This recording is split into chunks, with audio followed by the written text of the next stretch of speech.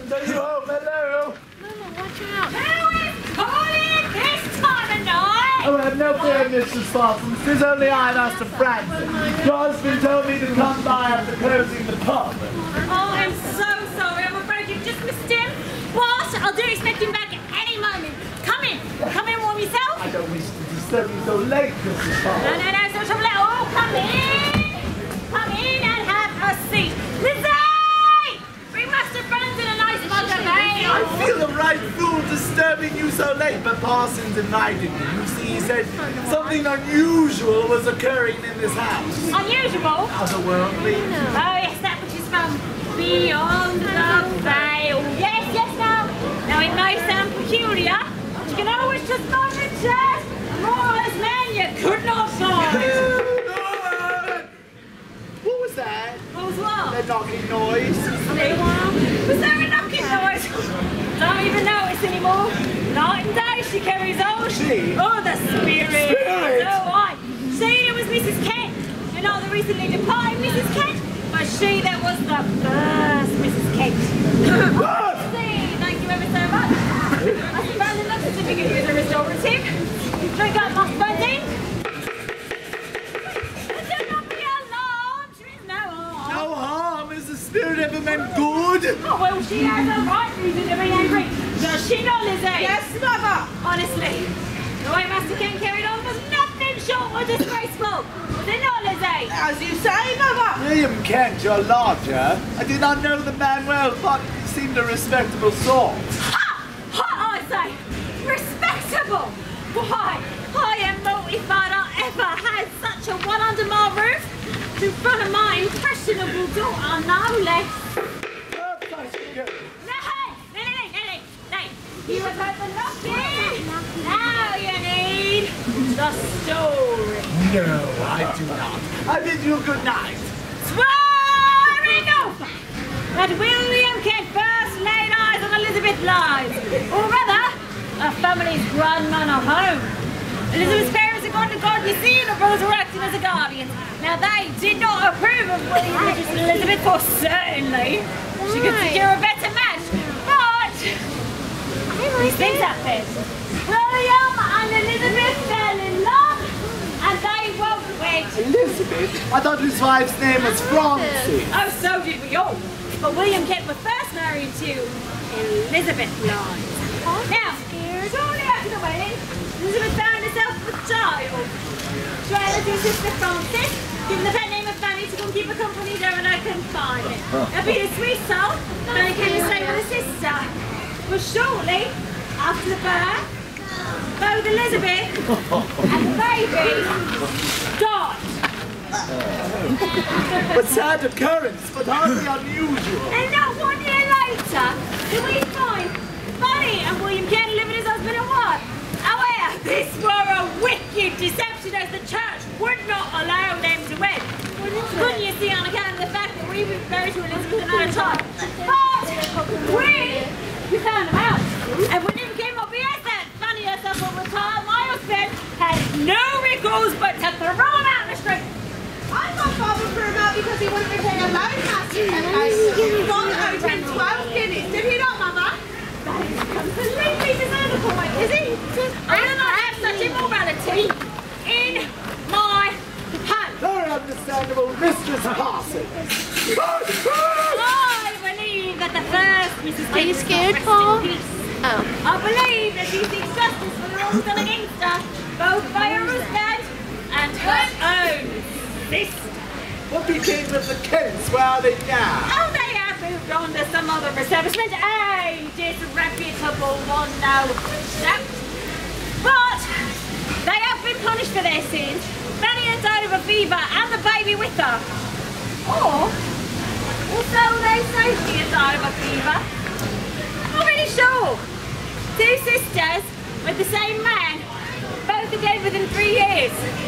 It is very strange. It's very sad. It is wickedness. Mrs. Parsons, I cannot wait for Master Parsons. The supernatural always breaks me out into a rash, and I will not stay a moment more. Very well. And Lizzie, could you show Master Francis to the door? you ever so much, Master Francis. I will tell my husband. I will tell my husband!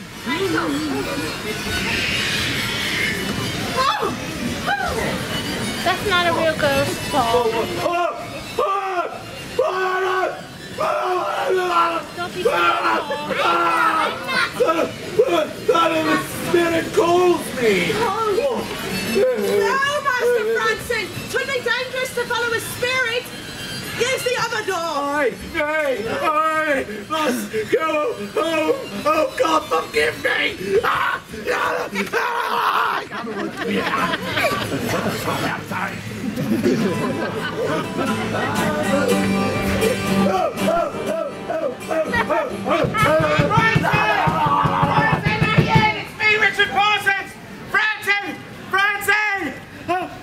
I've had a terrible fright! Oh, my heart almost stopped!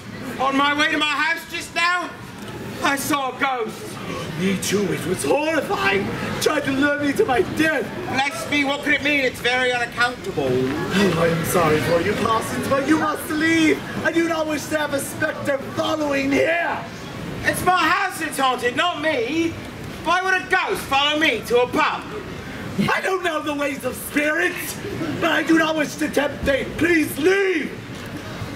All right, Francis, I shall go back out into the dark night alone. But first I need a pint of ale for courage. Right. John, I have no more news. They simply vanished. He must still be in London. Swain made it very clear he sought his fortune in the city. I did uncover that Kent was thrown from his first lodgings near Mansion House when the landlord uncovered that he and Francis were unmarried, a fellow by the name of Harlow, bit of a prig from what I gather. I do not know where they sought shelter after that. Keep your voice down. I do not want Anne to overhear our conference. Why, she knows you're looking for Francis. Yes, she does, but she does not know that I've been publicizing the fact that they are living in sin. It brings shame on all of us, but I want the truth known. Perhaps Fanny will come to her senses and return home. No good can come from her liaison with William and Kent. John, I know you have Francis' best interests at heart, but do you feel it wise to tell all of London that your sister is leading a disreputable life? My sister has chosen a wayward path, and it is my duty as the eldest brother to bring her back home. I do not wish to harm Francis, but it would bring me great pleasure to ruin William Kent. Elizabeth is forced to marry him because she's with child. She dies in childbirth, and not a year later Kent runs off with Fanny to London. He has disgraced our family and mocked our good name. Oh, I think the village feels sympathy for your sisters, not disdain. Come now, Robert. I know the small minds of a small village. I hear the gossip. The Lyons family has been highly regarded in Norfolk for generations. I will not have William Kent debase my position and make me a laughingstock. John! This letter is from Fanny. She is in London. What? I want to Where? stay. I will go at once and fetch her back to Norfolk. No! She is ill and begs me to come and comfort her. John, I know this scandal has hurt you deeply, but I must attend to her. She is ill and needs our care, not our censure. I'll have my carriage prepared immediately, and we can leave within the hour. And Thank you, Robert. Also, Fanny writes she is with child. With child? Good God, the man has no shame. This letter was written more than a fortnight ago. I fear she may have taken a turn for the worse. or she may have completely recovered. She does not say what her illness is. Women with child often succumb to flights of fancy. We must hope for the best. I shall gather my things and we will leave as quickly as possible. John, I will send word as soon as I can. Well, this is a surprise. We send the hounds after them and then the fox comes to us. I'm sorry, John. I did not mean to make light of the situation. Thank you. Robert, when you are in London, I want a full report of the situation. My distress over Frances' health does not diminish my loathing of Kent. If anything happens to her, he will pay. Mark my words. Do not be expected amongst Ringmaster Parsons, it shall not be forthcoming. And I should sue for damages, for I have not slept in a fortnight. My nerves are intact. Oh, begging your pardon, Reverend Moore. May I help you? I need no help, just new lodging. I will not spend one more night under that roof.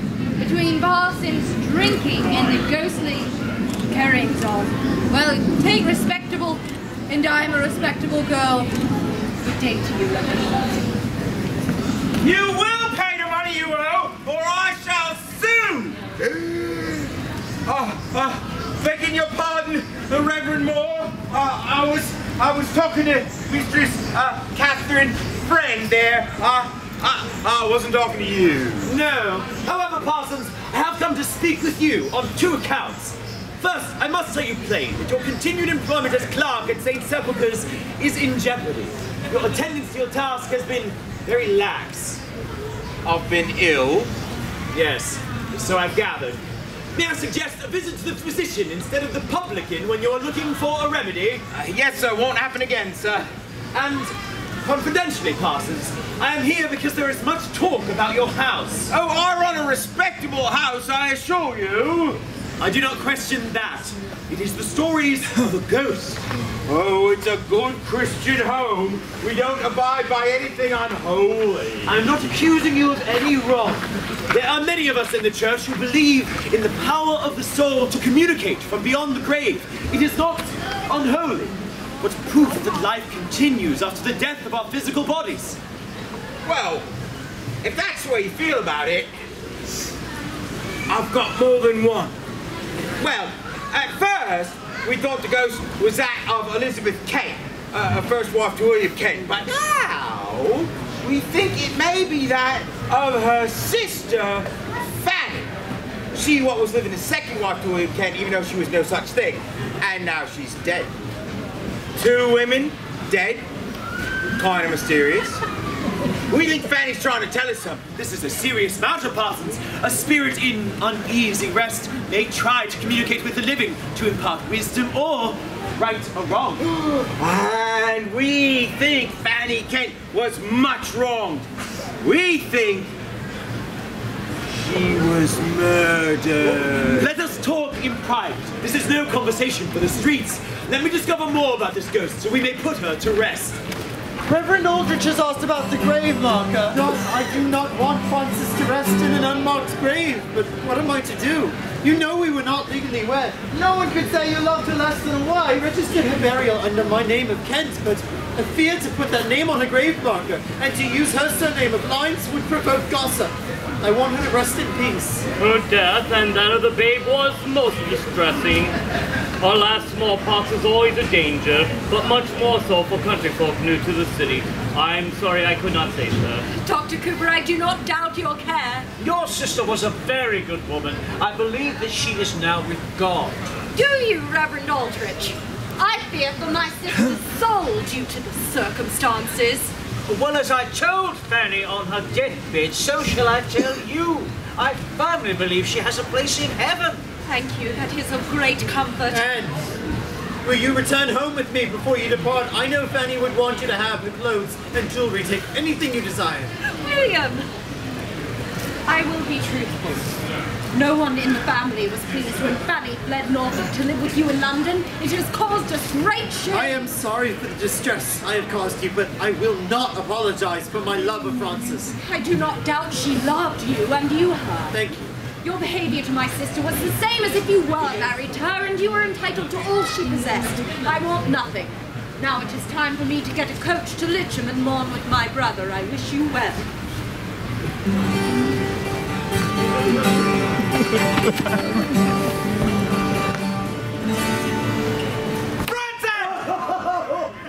Don't do that, Parsons! You frighten me to death! Why not come up and have a drink, eh? Nay, 'tis the ghost. I will not partake of spirits with the spirits. What? Ghost is driving me mad, 9 days she carries on. There aren't even ghosts. Street flicking hair are pounding and scratching. Nay, I will not go by your house at night. But there are those who've seen a spectre in that window. Alright, it's kind of curious, I'll give you that. But it's hardly frightening. You do not find a spirit frightening? The only time I find spirits frightening is when the bottle's empty. Now come on up and have a drink before the wife gets home. This is beyond endurance. Brother, what is wrong? This. It would appear, dear cousin, that your sister left each of her siblings half a crown, and the rest goes to William Kent. How can that be? They were not married. Well, before Francis died, she made a will. It's perfectly legal whether they were wed or not. At the funeral, he was acting so sober and giving, offering me Fanny's cast-off dresses. He has his own property and money. What deceit did he use to get the little our sister had? Not so little, Anne. When Thomas died last August, he left us all equal share of the sale of his estate. Francis could not receive hers because we could not find her. Well, then, according to this, you must pay her share to William Kent. I will be damned if I pay a farthing to that blackguard. That is almost £100. We won't do it. Well, ask your cousin, if you wish to abide by the law, you must. The will is legal. If you do not pay Kent his due, the law will be on his side. I never trusted him, ever. First Elizabeth and now Fanny. He leads our sister into a life of sin, takes all of her money, and does not even have the decency to place a marker on her grave. Why?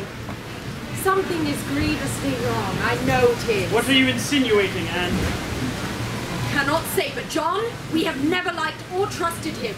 All I know is that both of my sisters and their babies are dead, yet William Kent happily lives on the Lyons family money. What can we do? There is little you can do in Norfolk, but there is much that I can do in London. My business prospers. I have time to investigate. You have told me of this man's despicable behavior to two of your sisters. I will not allow him to cause worry to Anne. Oh, you must let me aid you in this. Anne, you must come back with me to London and give me every detail you know about William Kent. Welcome to Cock Lane. Would you like to meet the ghost of Fanny? It will only cost you a penny. There are those who wish to speak to you. Are you here, Fanny dear? Please come to us. Please come. Fanny, me dear, there are people here who want to ask you some questions. Will you answer them? Wherefore did you scream? You made her angry. I am sorry, Mistress Fanny. I did not mean to scream. I shall not do that again. Very well, Master Parsons, if you'd like to bring in our guests. Who shall go first? Me! I have a question for Scratching Fanny.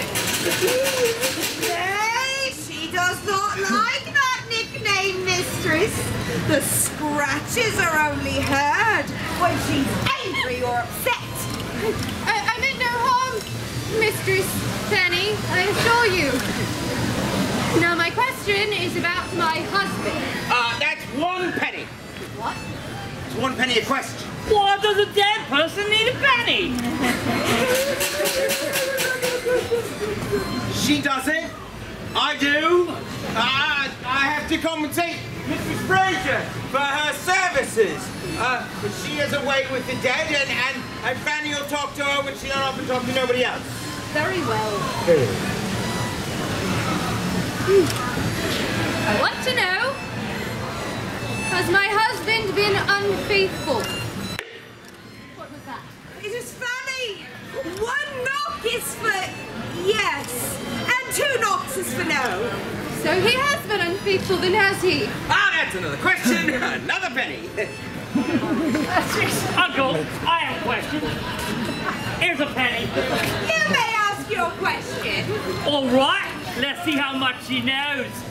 So, Fanny, last week all gave me Cousin Ned some coinage for he had none.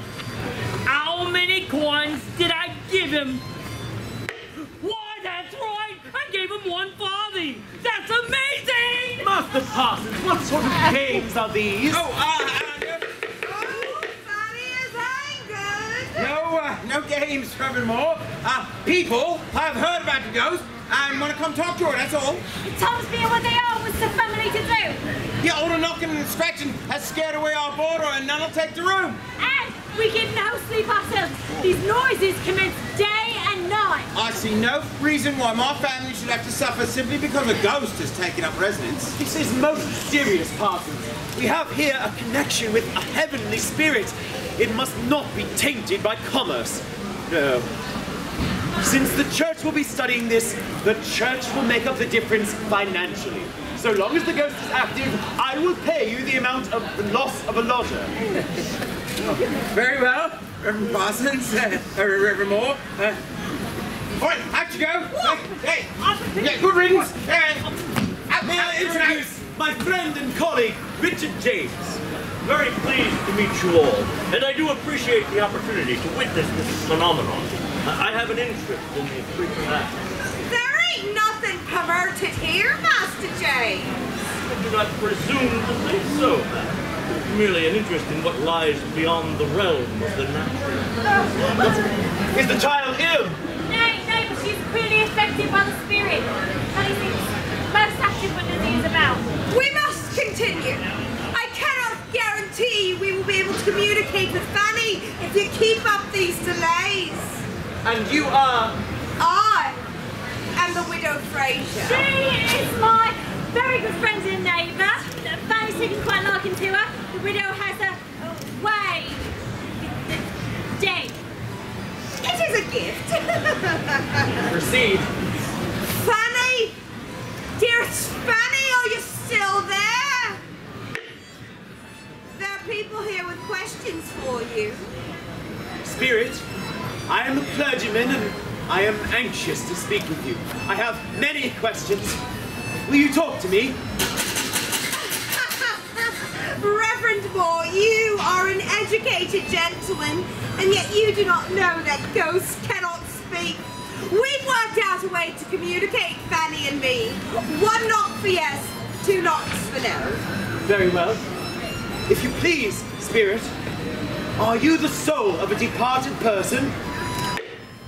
Are you the departed soul of Mistress Frances Lance? In life, were you harmed by someone? Were you murdered? Were you poisoned? Did you know the person who poisoned you? Was it William Kent? May I ask? I suppose. Spirit, I have a question on predestination. All are not created on equal terms, but some preordained to eternal life and others to eternal damnation. So we each have been created for one or the other of those. Bloody hell, sir! She's a ghost, not knocks for dawn. You've tired her. We should leave her be for now. How is the child? Lizzie, are you unwell? No, Mother, I am at peace. Lizzie, does Fanny often visit you? I have seen her and heard the knocking and the scratching, but I'm told she's the most active when I am asleep. I know that why, and have no knowledge of what happens during those times. Curious. James, I have no discernible explanation for this phenomenon, but that it must be a genuine spirit returned to Earth. When you were questioning the spirit, I did keep a watchful eye on the girl and her father for possible trickery, but I saw none. I shall pray on this. Imagine what comfort it will be to people to prove their loved ones live on. And I believe I have witnessed this great event to bring her murderer to justice. John, that is a serious charge. We must tread very carefully. You either believe the spirit, or you do not. I believe and must do what is right. Proceed cautiously, I beg you. Take your warning under advisement. And now over a toast to your health, William, and that's your bride. Must also raise his loss to my son. The Bathsheba is with child, and I shall be a father before the year is out. Congratulations! I wish you much happiness. For after the sadness and turmoil of the past 2 years, you deserve it. I did never think I would be happy again after the death of Francis. But time heals, and God hath granted me a loving wife and soon a child. I want nothing to spoil this joy, but as your friend I must confide, my reasoning for seeing you today was not only convivial, there is a troubling matter. What? I was down in Clerkwell, not far from your old house. In a tavern I heard two disreputable souls discussing a story which seemed familiar. He showed me this broadside. We hear of the bringing of a young lady out of Norfolk to a person in Greenwich, and from there she was taken to a lodging house in London. Shortly after, it was supposed she was murdered by poison, which was given to her in a drink. What means this? I know it is vague, but it rings true. I brought Fanny down from Norfolk to meet you at my house in Greenwich. From there, you went to Parsons' house. I do not understand. Poison? Why is this said? Fanny died of smallpox, of that many can attest. I know not. I wanted to make you aware of what is being said. Such sensational gossip spreads quickly through the town, and I want nothing to spoil your newfound happiness. But why? This happened more than a year ago. Why now? And who would say such a lie? That, my friend, we must discover. Drink up, sir! Drink up! Thank you very much, Master Brown. Do not mistake me. I believe you have been most grievously injured. Indeed I have. As has my cousin Anne. Oh, how she wept for her cousin Fanny and Elizabeth. And well she should. William Kent is a scoundrel and a rogue. He's a dangerous man. He nearly murdered me for being a little late on the repayment of a small loan. It got so bad I had to throw him out of my house. And what with Fanny, great with child? I meant no harm to the girl. Sweet soul was she. Yeah. But I could not have such a man in my house. Not with my wife and daughter in such close proximity. No, indeed. Was he unfaithful to Fanny? A man was a rogue. Unfaithful is the half of it. William Kent says that his wife died of smallpox. Yes? How is it when her own sister went to the funeral, she was not allowed to see the body? They had already closed the coffin and sealed it in the crypt without so much as a nameplate. It's not Christian-like behavior, if you ask me. No, it is not. The stories I could tell. Oh, well, then let us find the barkeep. Another drink or two. Plenty of time for a story.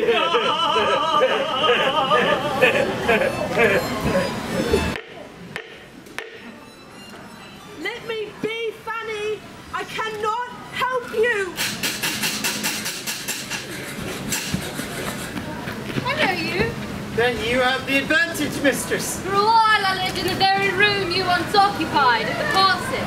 Are you not William Kent? I am. I recognised you from St. Sepulchre's. And of course from the broadsides, you are quite infamous, sir. Do not believe all you read, mistress. Not just read, I lived in the house. I had been knocking for myself. Drove me mad, that's why I left. But now I know that poor Fanny was trying to give me a message. That she was murdered. That is a lie. It's not. You have some nerve showing your face around here. I have the right mind to call for the sheriff. Murderer. Murderer! Mistress, are these gentlemen hurting you? They are no gentlemen. No, they're not hurting me. But I dare not stay here a moment more. These men are not to be trusted, Reverend Moore. Reverend John Moore. Yes? I believe you are responsible for this woman's outrageous claims. Me? What mean you, sir? I do not know you. Indeed, you do not, yet that has not stopped you from attacking him. Do you know anything about these? I do, but they're not entirely accurate. There is an error in one of them. The error is that they were printed at all. I am William Kent. I wish to know why you are making scurrilous attacks on my character, sir. I have made none. These last 6 months' reports build to accuse me of hateful crimes, even murder. That woman's accusation is not the first I have heard. I have been told you are involved. I have communicated with the ghost of Mistress Fanny Lives. You were not married to this woman. No, only because canon law would not allow it, but I considered her my wife. I knew you were not legally wed because the spirit had told me.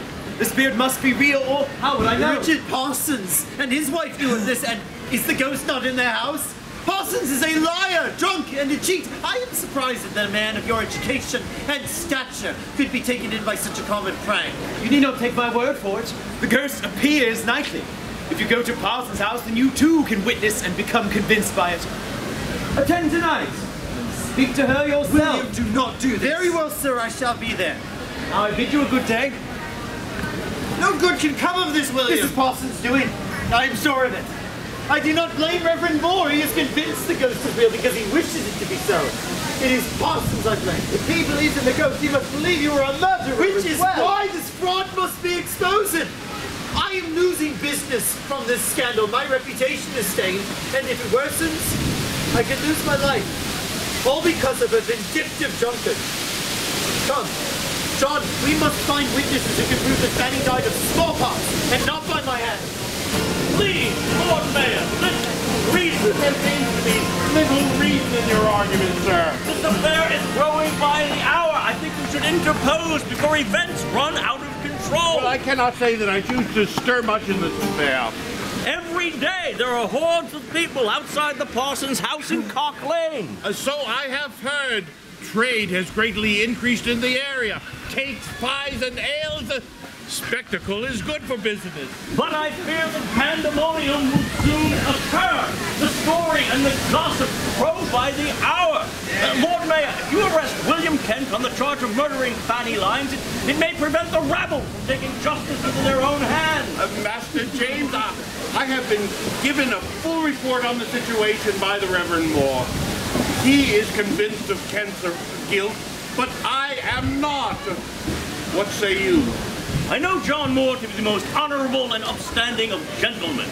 He believes in the ghost and the charges. But that is not what I asked, Master James. I asked you what you thought.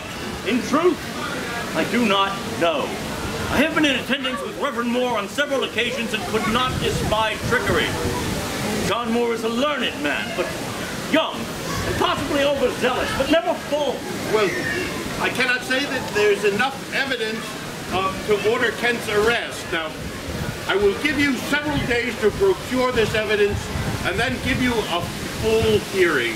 Very well, Lord Mayor. And who knows, Master James, perhaps the ghost will vanish and the entire matter disappear. I think not, sir. Well, one can only hope. Welcome to Cock Lane! Have you heard of the ghost of Fanny? Oh, sir, I sense an aura about you. If you have any questions, come to this house and speak with Fanny. She is everywhere. She knows everything. Seriously? What, every time with you? Go. Yeah, every seance. Come on, let's go. I don't have time for this. Is all prepared? Yes, I think we're ready. And the child, he does not suffer from this. Oh, sir, Nay, she just goes to sleep, and the ghost uses her as sort of a vessel. there is no harm. She is an innocent and has nothing to fear from the dead. I have seen her, Reverend, searching and seeking. I cannot help her. What you do help her, Lizzie. By allowing her to tell her story, we can make sure justice is done. And then Fanny Lyons can finally be at peace. Hush, girl. Get into the bed and rest. Be safe with us. Are we ready to begin? I feel the veil between the living and the dead is very thin. I sense the ghostly presence. Get him to go near. Someone is joining us. I sense their presence. Someone is here. Oh, the ghost is here! She has touched me! Oh, God, have mercy on my soul! Master Franzen!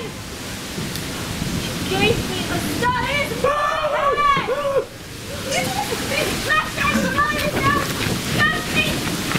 We heard screams. Is everyone all right? Yeah, there's nothing amiss. My friend was startled, that's all. I should never get used to the supernatural. Well, Reverend Moore, I said I would attend, and here I am. Master Kent, I was not aware you were bringing guests. Dr. Thomas Cooper and the Reverend Stephen Aldrin. Gentlemen, good evening. Reverend Moore and I have met on other occasions. I have much interest in these stories of the haunted. You are welcome, sir. Dr. Cooper was with Fanny during her final hours. He is a very respected and trusted physician. A sorrowful death, smallpox. They could not be saved. Smallpox? Not what I've been been told. Widow Fraser, if you please, let the spirit speak. I shall do my best. Fanny dear, why do you not join us? Is she calling Fanny, for a where ghost are or a you? dog? Does Fanny need a biscuit? Enough! You make too much noise. This ghost is a sulky thing. I can have no interruption. Please, Widow Fraser, continue. Fanny, dear, will you join us?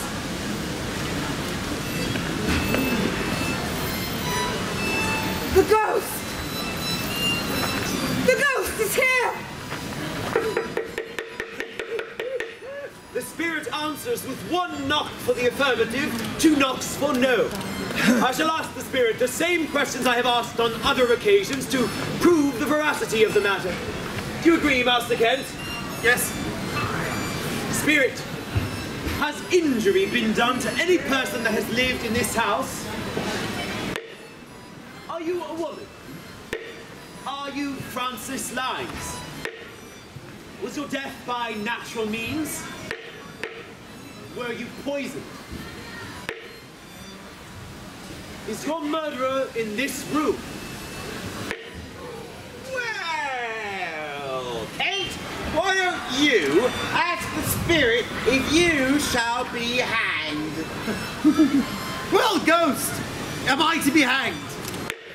Thou art a lying spirit and not the ghost of Fanny. My love would never have said such a thing. Spirits! If you truly wish for William Kent to be taken and hanged, then I command you to appear before us now. If you do so, I will take him to the constable myself.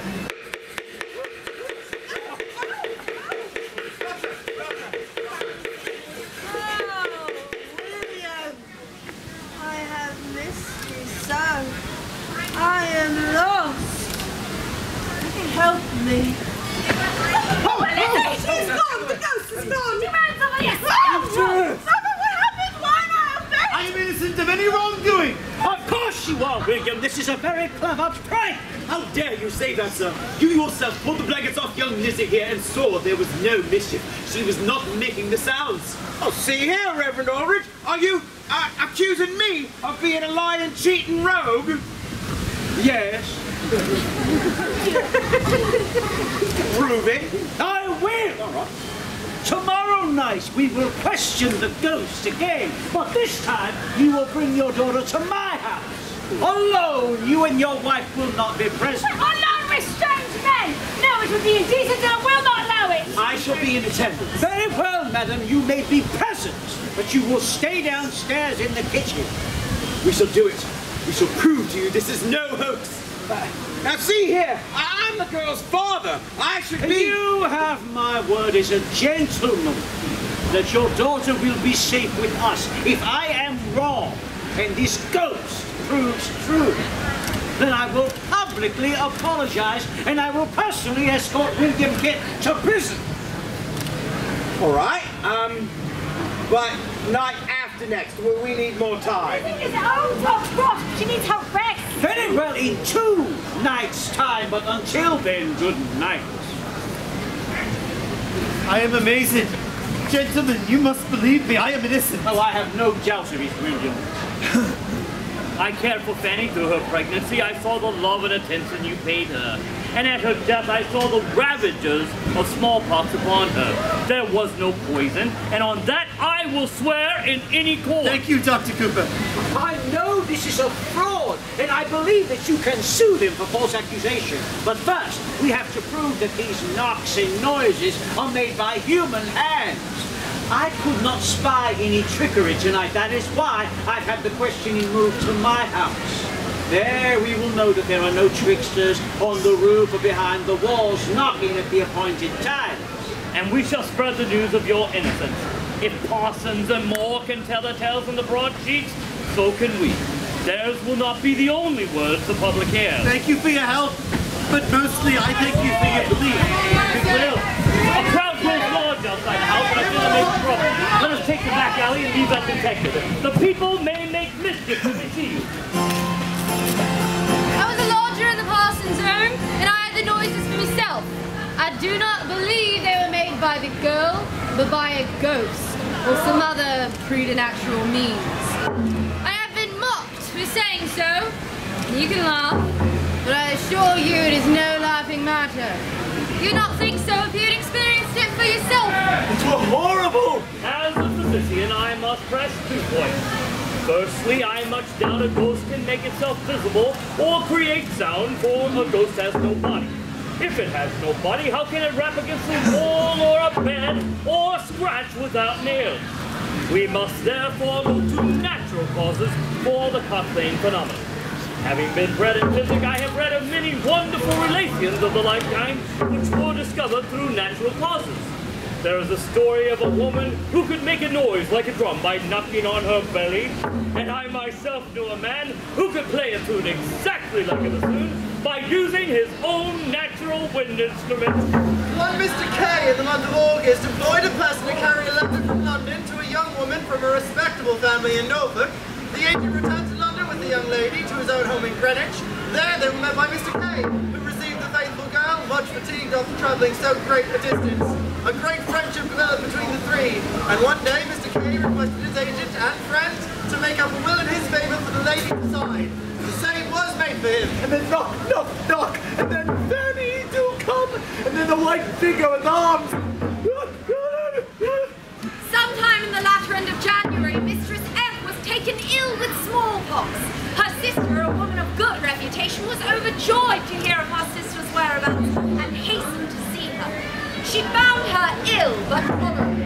Although the sister, Mistress F, lamented her unhappy situation and on parting implored the sister to return the next day, obligations prohibited the sister from doing so.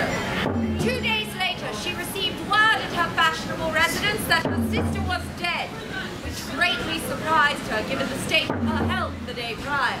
The deceased died on the 2nd of February and was buried 3 days later at the Church of St. John.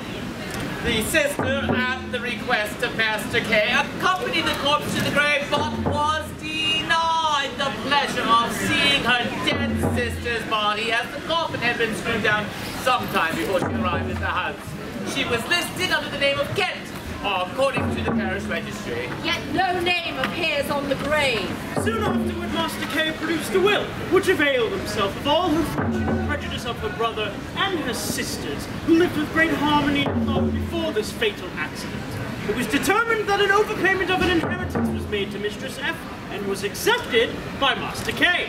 On notice of this, he refused, in good faith, to return the overpayment, pretending he had already applied the total amount of money in payment of the debts of Mistress F and the cost of her burial. But still no marker has been purchased for her grave. Master K is obviously combining and confederating with other persons and contriving to defraud this writer of his just demand. It was impossible for a ghost that could not speak to make any discovery.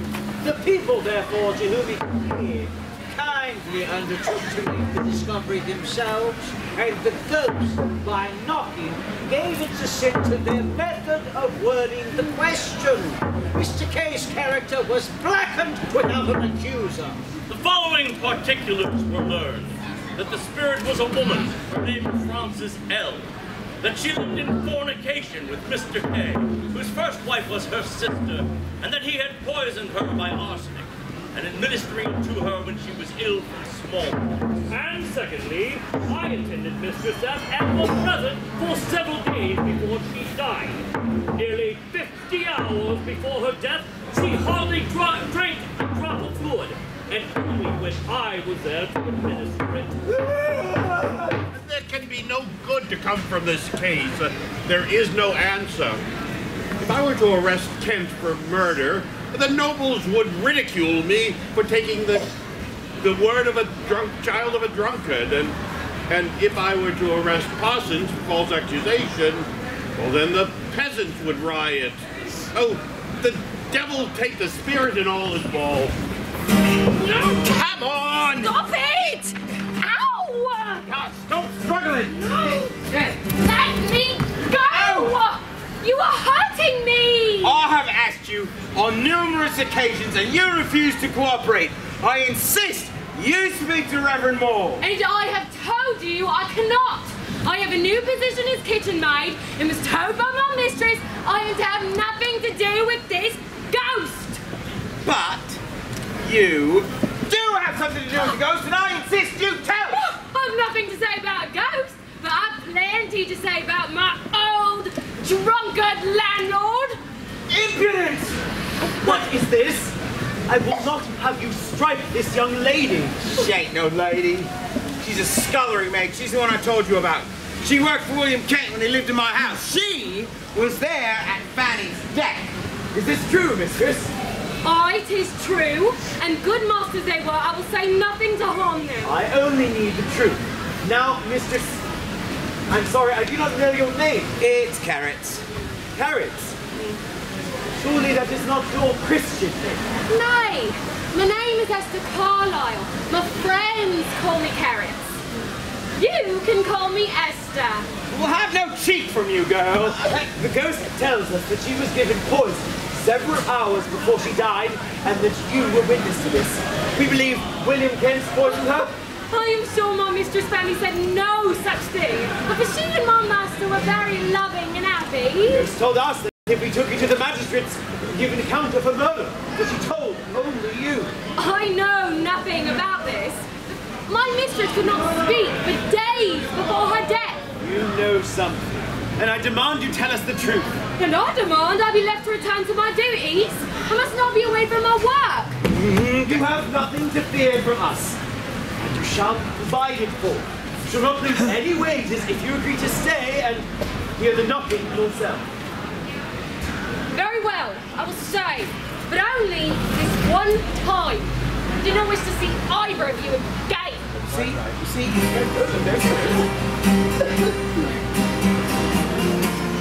I don't like this. I'm like it either, but what choice have we got? Whose bed is that? I don't know, but the Reverend Aldrich is a respectable man. What if she doesn't come? She'll come. She always comes, so let's be done with this and go out. Come on now.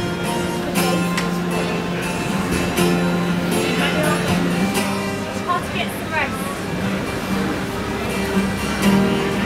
Madam, I must insist that you wait downstairs with my housekeeper. You are not to move until I summon you.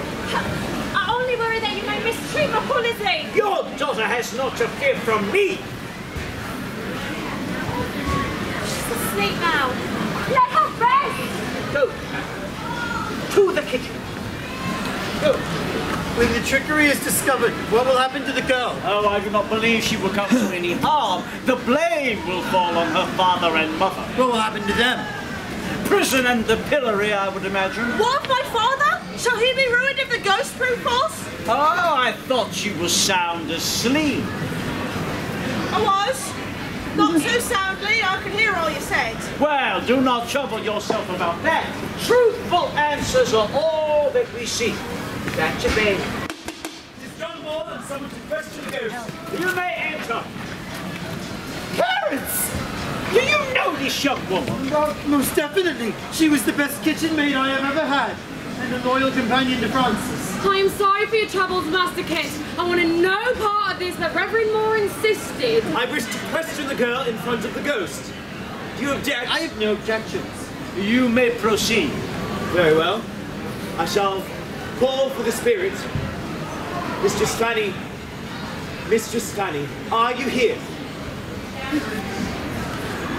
I beg of you, Mistress Fanny, will you answer me? I have brought a young woman with me tonight. Do you know her? Is this Carrots, your servant who attended you at your death? How long before your death did you tell Carrots, your servant, that you had been poisoned? One knock for each hour. I protest. As I told you before, my mistress was not capable of speech for days before she died. Perhaps she tried to communicate with you, but you failed to understand. Spirit, was the poison given in a mug of beer? A glass of pearl? Did Carrots feed you this poison? Did she place the poison in the glass? Did Master Kent place the poison in the glass? If we take Carrots and William Kent to the magistrate, will they confess? Spirit, are you truly my mistress? madam, you must be ashamed of yourself in these hateful lies, for I never eyed you in my life. Enough! Reverend Moore, you will question carrots no longer. This is wickedness, and I will have none of it. I am sorry, sir, but I must away.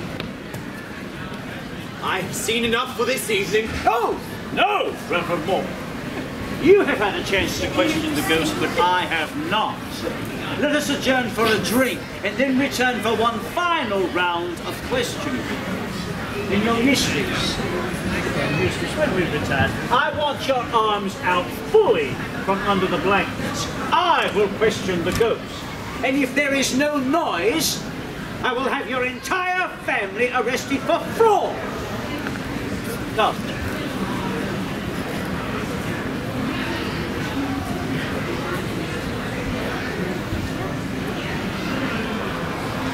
Fanny!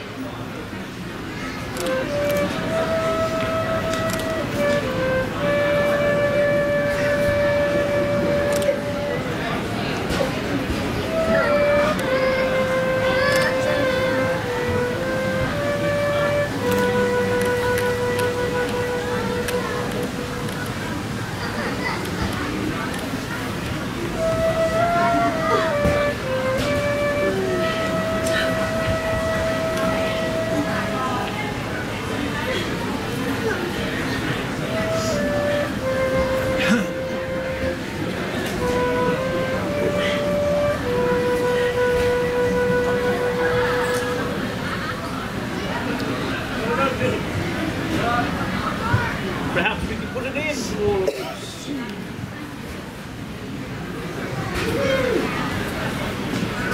Very well. Mistress Fanny, are you there? May I ask a few questions? Oh, please do not be petulant. I shall ask very simple questions. Will you answer me? Am I speaking to she who was Mistress Fanny Lyons? Spirit, did you once live at the home of Richard Parsons? Was his daughter, Lizzie, sometimes a companion? Spirit, did you die a natural death? Mistress Fanny, was your father's name John? No, her father's name was Thomas. And is your father buried in the family manor at Litcham? Spirit, how many relatives of yours attended the wedding of your sister to William Kent?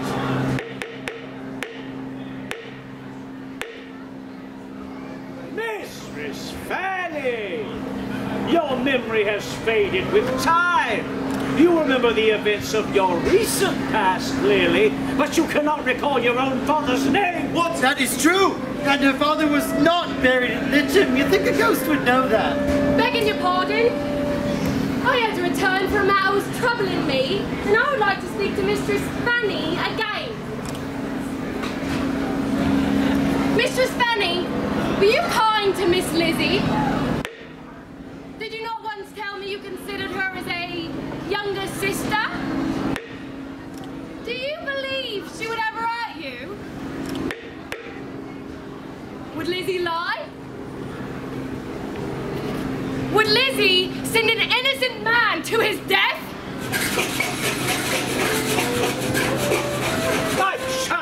No, truly, there is a ghost. She does not always come when called.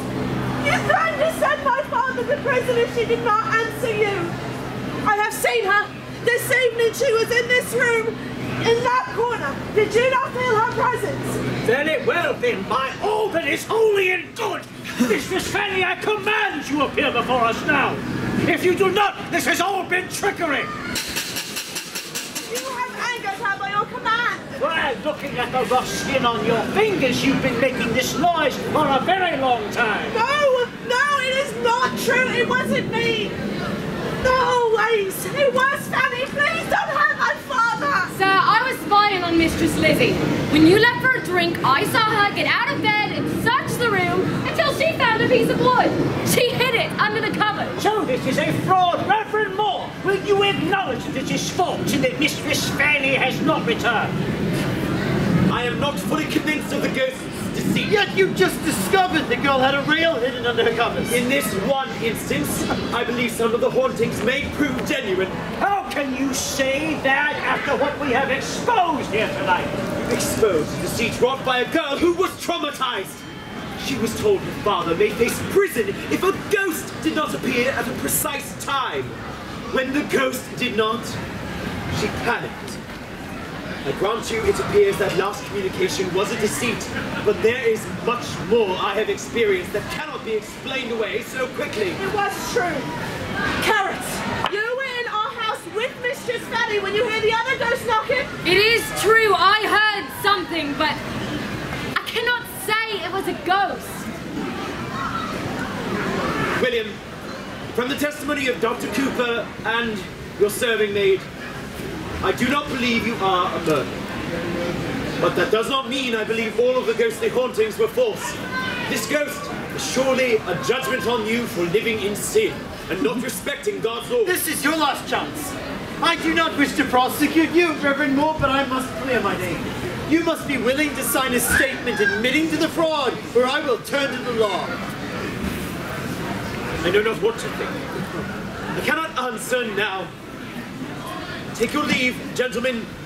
You know where to find me. Master, I beg your leave. I've overstayed my time and my mistress will be cross. Well, thank you, Mistress Carrots, for your aid in exposing this deceit. Yes, I owe you much. I was very fond of Mistress Fanny, and you were always kind. I only did what was right. No, only about it, my dear. Many routinely do that. Come along, Carrots. It is too late for you to walk alone. I will take you home. And then I shall pay a visit to the Lord Mayor.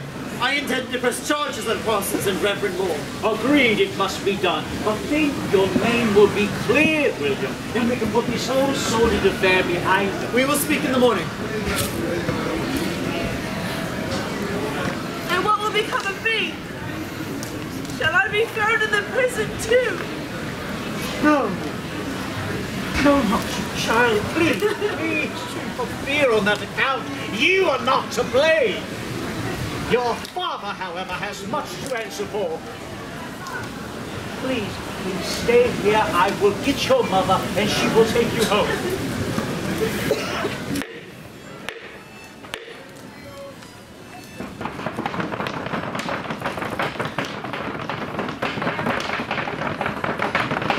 My child!